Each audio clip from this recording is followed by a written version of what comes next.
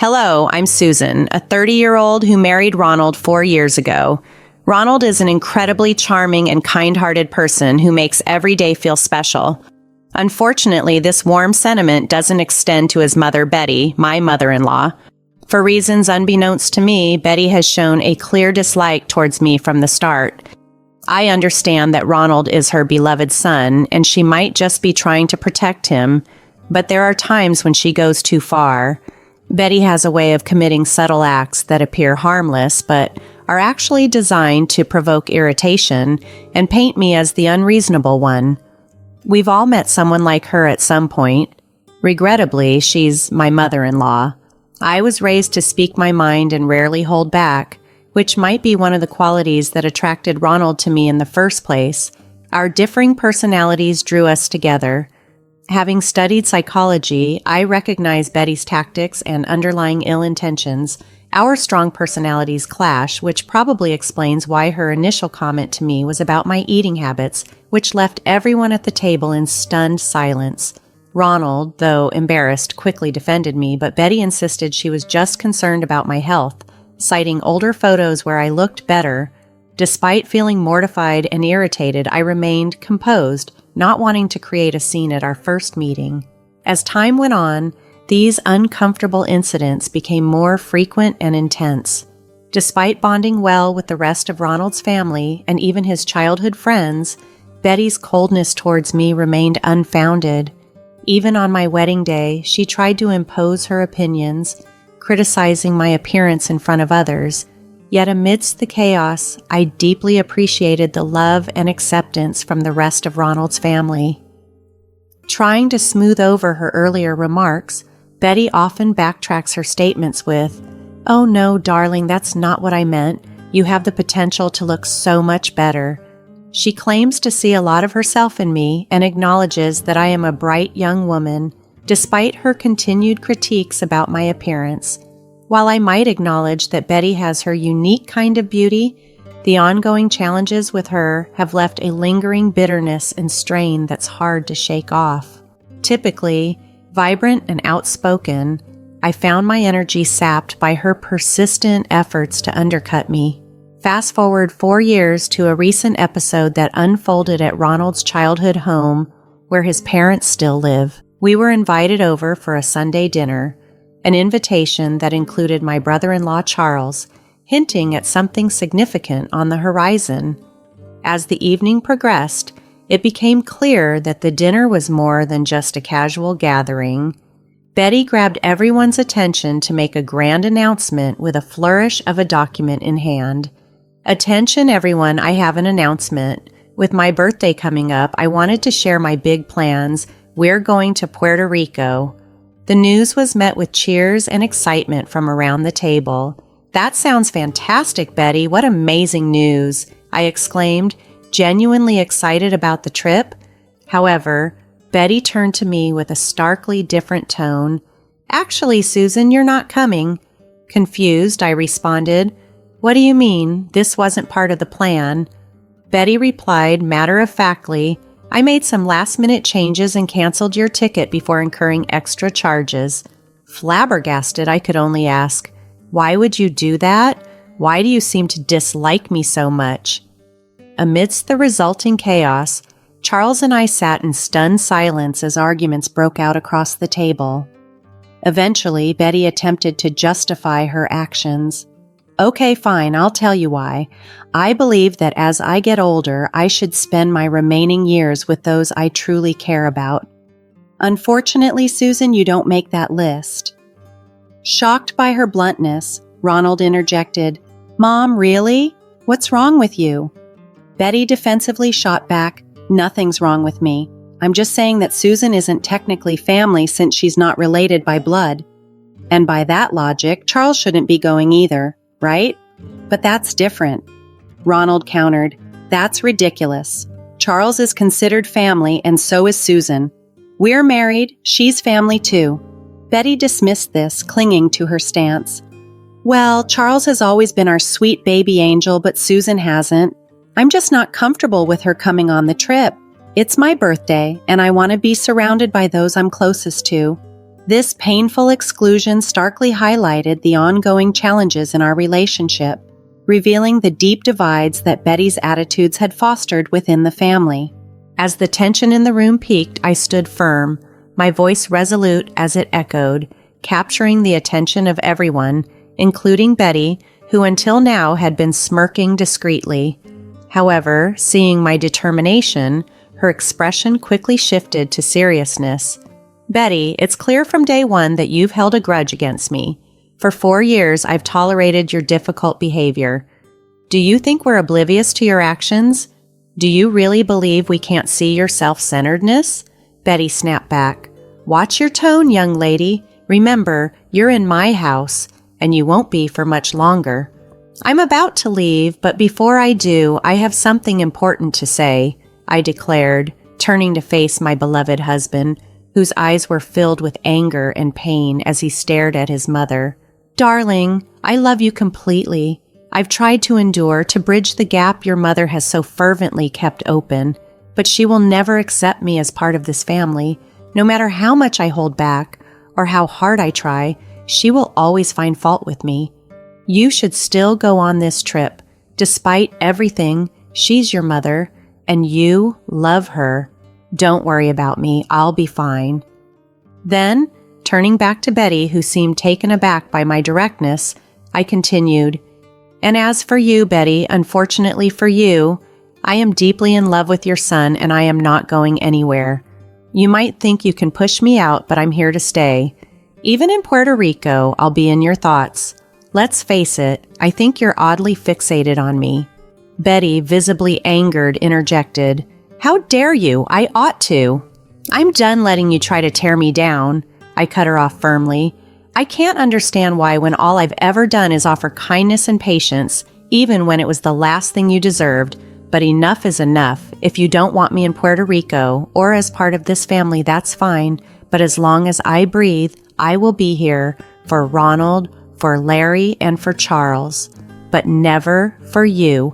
At that moment, it seemed as if I had finally left her speechless. She stood, mouth agape, struggling to find the words her pride wouldn't allow her to say. I said my goodbyes to the other family members, gave Ronald a reassuring kiss on the cheek, and headed for the door. Ronald called after me, "Let me drive you home at least. I can't let you take a cab." "Don't worry about me, babe. I love you," I reassured him, leaving the house with my head held high, empowered by my stand. "Thank you for your love, but I'll be fine. You should go discuss your trip," I said, trying to ease the tension as Ronald offered to drive me home. "Okay, if you say you'll be fine, I'll trust you. Oh, and don't forget your purse," he reminded me. "Right, my purse," I murmured, realizing I had left it in the kitchen. When I walked into the kitchen to retrieve it, I found Betty there, likely taking a moment to herself after our heated exchange. "What do you want?" she snapped as soon as she saw me. "Don't worry about me, sweetheart. I'm just here to grab my things," I replied, trying to keep the situation from escalating further. "Well, make it quick. I want you out of my house," she retorted, still fuming. "I can't believe the things you said to me," Betty added before storming out of the room, too angry to even see me off. With a soft scoff at her dramatic exit, I grabbed my purse and noticed a piece of paper beside it. Curious, I picked it up, thinking it might be the trip itinerary, but instead I found it was a letter in Betty's handwriting addressed to Charles. "Dearest Charles, you've always been like a son to me, and I love you dearly," it began. The sentiment seemed strange but heartfelt. Driven by curiosity, I continued to read. "The love and care you've shown me throughout the years will never be forgotten. Regrettably, even with my son Ronald, I feel the love we once shared is no longer there." This line stopped me cold. Was Betty implying she loved Charles more than her son, Ronald? That seemed impossible. As I read further, each line deepened my shock. Though I knew it wasn't right to read someone else's letter, I couldn't tear my eyes away from the revealing words. After finishing, I paced the kitchen, contemplating my next move. Realizing that everyone who needed to know about this letter was still in the house, I knew it was time to act. Confirming the contents once more, I walked into the dining room where only a few pairs of eyes met mine. Larry, Ronald's father, immediately expressed his sympathy. "Susan, I am profoundly sorry for what my wife is subjecting you to. Don't worry, you're coming to Puerto Rico with us. Betty is just going through a rough patch. I'll talk to her and make her see the reason. I don't know what's gotten into her, but I'll sort it out, I promise. Larry, please don't worry about me. As I mentioned, I'm fine. I've stumbled upon some interesting news," I hinted, holding the letter discreetly. My words hung in the air, hinting at a shift in the dynamics that evening, as the letter's contents might just change everything. I needed to share something important with everyone, especially Ronald and Charles. Ronald's expression turned anxious, possibly fearing I was too overwhelmed by his mother's behavior and considering a break from our marriage. He always empathized deeply whenever I vented about his mother's antics, astonished at how I managed to endure them. "It's my love for you that keeps me strong," I would always reassure him. Noticing Betty wasn't in the room, I asked, "Where's Betty? She needs to hear this too." Larry responded, "She mentioned a headache after your confrontation and opted for a nap upstairs. She won't be down for a while. You know how she values her beauty sleep." Frustrated by her absence, yet familiar with Betty's habits that often seemed to conveniently excuse her from uncomfortable situations, I sighed. "This is crucial. She has to be here." "It's okay, Susan. You can share with us, and we'll fill her in when she wakes up," Larry assured me. Pausing, torn between wanting Betty to face this revelation directly and not wanting to prolong Ronald's anxiety, I decided to proceed. "All right, I'll share what I found," I said, observing Ronald's growing unease. While I was in the kitchen getting my purse ready to leave, I stumbled upon something rather intriguing, I continued, retrieving the letter from my purse. As I began to read it aloud, the room fell silent, hanging on every word. The letter read, "Dearest Charles, you know you have always been like a son to me, and I love you dearly. The love and care you've shown me throughout the years will never be forgotten. I hate to admit it, but even with my son Ronald, I feel as though the love we once shared is no longer there. Ronald and I just don't see eye to eye like we used to, and honestly, I think it's because of Susan. Ever since he married her, he no longer has time for me. He doesn't show me love, and therefore, I don't think I can continue loving him as I once did. I love you, and you are my son. With that being said, I want to let you know that I am going to update my will so that you will inherit all of my belongings, not Ronald." The room was heavy with silence after I finished reading. I looked around, seeing shock and confusion in their eyes. This letter, this declaration from Betty, not only revealed deep-seated resentments, but threatened to shift the familial dynamics significantly. It was a moment of truth that would inevitably bring about tough conversations and decisions within the family. Honestly, at this point, I'm beyond caring. It's that Susan. She's the reason my feelings for Ronald have changed. I hope this letter reaches you well. The reason I couldn't bring this up in person is, and it pains me to say this, I couldn't bear to see your possible rejection. I know you see Ronald like a brother, and you might not agree with my decision, but that doesn't matter to me anymore. I'm leaving everything to you, the money, the house, the cars, and even my small businesses. They're all yours, whether you agree or not. If you want to discuss this, please call me. I look forward to your response. I will love you forever and always, your second mom." After reading the letter, I looked up to see a whirlwind of emotions around the room. Larry seemed on the verge of tears. Charles was shocked, and Ronald looked like he was about to lose his temper. "I can't believe she wrote all this. Is she serious? So she's cutting me out of the will just to spite me and Susan?" Ronald exclaimed, incredulous and angry. "She's completely lost it. I don't even know what to say anymore. This has gone way too far. I'm so tired of her toxic behavior." In that charged moment, an idea struck me. A week passed, and it was time for the planned trip to Puerto Rico. That morning, Betty found a note from her husband on her bedside table. It read, "Good morning, beautiful. We decided to let you catch up on your beauty sleep. Don't worry, your bags are packed. Just meet us at the airport." Betty hurriedly got ready and rushed to the airport, searching for her family. She tried calling them, but no one answered. Assuming they had already boarded, she took her flight, hoping to catch up with them in Puerto Rico. After enduring the 10-hour flight, she landed and immediately video called Larry. "Hey, Larry, where are you guys? I woke up late and found your note, but none of you were answering. I assumed you boarded without me. Where are you? Let's start the festivities." "That won't be happening, Betty." "What do you mean? Where are you?" "I'm at home, Betty." "What? Why are you at home?" "You see, Betty, Susan brought some important information to our attention last week. Since discovering that information, we decided that we'd rather spend time in Los Angeles with Susan than go anywhere with you," Larry explained as Betty gasped in disbelief. "You think we wouldn't find out?" Ronald interjected angrily. "Don't baby me. You were going to cut me out of your will, Mom? How did you even find out about that?"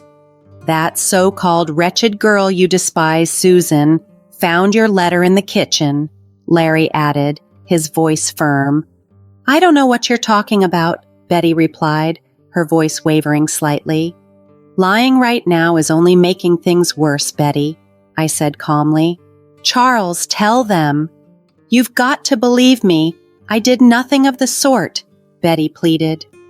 "We all read the letter, Betty. The game is up," Charles stated plainly. "But I didn't do anything. Susan is making everything up," Betty protested weakly. "Oh, am I?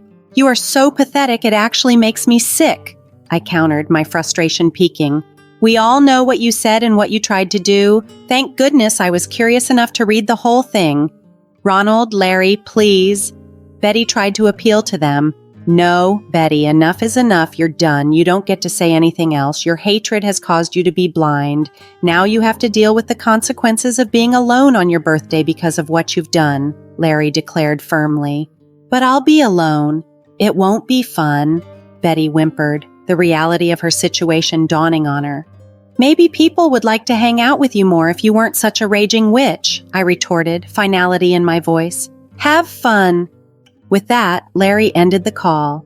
We all let out a collective sigh of relief. I was the first to start laughing, a nervous, disbelieving chuckle that soon spread. Ronald joined in, followed by Charles, and before we knew it, we were all roaring with laughter at the dining table, overwhelmed by the sheer absurdity of the situation. The image of Betty's face, pale and drained as she realized the game was up, was unforgettable. It was clear that this was the first time in a long while that Betty had felt truly embarrassed. Left to spend her vacation alone, she frequently called Larry, pleading with him to join her. She didn't want to cancel the expensive reservations she had made, but Larry consistently refused, stating that they would need to set some strict ground rules if she wanted to continue their marriage upon her return. Betty's response to the situation was a complete turnaround from her usual demeanor. She became apologetic and frantic, which was a genuine surprise to everyone. Ronald also made it clear that if Betty wanted to remain a part of his life, she would need to make a drastic change in her attitude. He was firm in his resolve, warning that he was prepared to cut ties with her permanently if she ever disrespected him again, even with the smallest negative remark, just as she had initially planned to do to him through her will. As for Charles, he decided it was time to stop being overly accommodating to Betty, realizing that his behavior had only enabled her toxic actions. Consequently, Betty not only endured a miserable time in what should have been a beautiful vacation, but also faced the real risk of losing the three most important men in her life. Her relationships with them had become strained, and it was clear she needed to change dramatically. Regarding my stance, I sent Betty a message stating that I needed time to decide if I could forgive her for all the wrongs she had done. She replied apologetically, begging me to persuade the men to reconsider their positions. However, I refused, telling her that she had made her bed and now she had to lie in it. To this day, Betty is still trying to repair the deeply damaged relationship she caused. I just hope that through this difficult time she has learned her lesson